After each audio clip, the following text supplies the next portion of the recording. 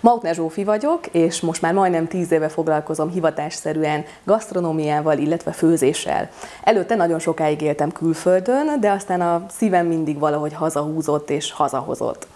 A főzéssel szerintem egy fantasztikus eszköz van a kezemben, ugyanis nem nagyon tudok még egy másik olyan tevékenységet megnevezni, ami ilyen gyorsan és ilyen közeli, bensőséges kapcsolatot tudna teremteni, akár teljesen vadidegen emberek között is.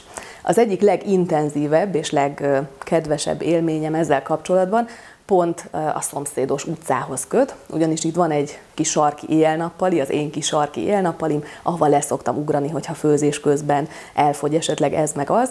Itt évek óta mindig láttam és találkoztam egy öreg, picit olyan lepukkant, rozoga, kicsit cserzett arcú bácsival, akiről semmit nem tudtam, és bevallom, hogy szerintem mindig olyan, hát nem is tudom, olyan távolságtartó, és olyan kicsit mogorva voltam vele. Aztán évekkel később egy munka kapcsán perui szakácsokat kerestünk egy interjúhoz, és én megérkeztem a megadott címre, amit leszerveztek nekem, és hát kinyitott ajtót, nem más, mint ez a rozoga, picit cserzett arcú öreg bácsi, akiről kiderült, hogy Zoltánnak hívják, mellette pedig ott fogadott egy nagyon kedves, kreol, sötétbőrű, sokkal fiatalabb hölgy. Hirtelen úgy nem is tudtam a helyzetet hova tenni, hogy ki kicsoda.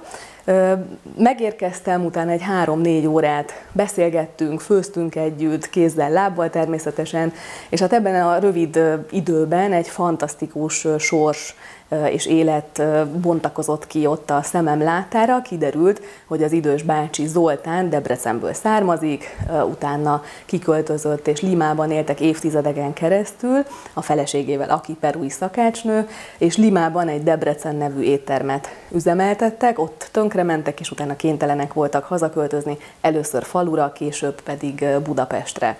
Szóval 3-4 órát töltöttem ott velük, és tényleg hirtelen belecsöppentem az ő magánszférájukba, és egyszerűen attól, hogy emberileg közel kerültem hozzájuk, és megismertem az ő történetüket, ugye tényleg egy lenyűgöző történet bontakozott ki tulajdonképpen. És ez számomra azért igazán lenyűgöző, mert szerintem ebben tényleg az a fantasztikus, hogy akár az ember szomszédjában, a szomszéd lakásban, a szomszéd utcában, ugye mindenféle sokszínű, vegyes kultúrájú emberek élnek, és hogyha egy picikét nyitottabban közelítünk feléjük, és emberileg közelebb kerülünk, akkor tényleg egészen különleges történetek bontakoznak ki. Én azóta is nagyon jóban vagyok velük, és egy csomó kedvenc receptet köszönhetek nekik. Ugye neked is van egy történeted a nyitottságról?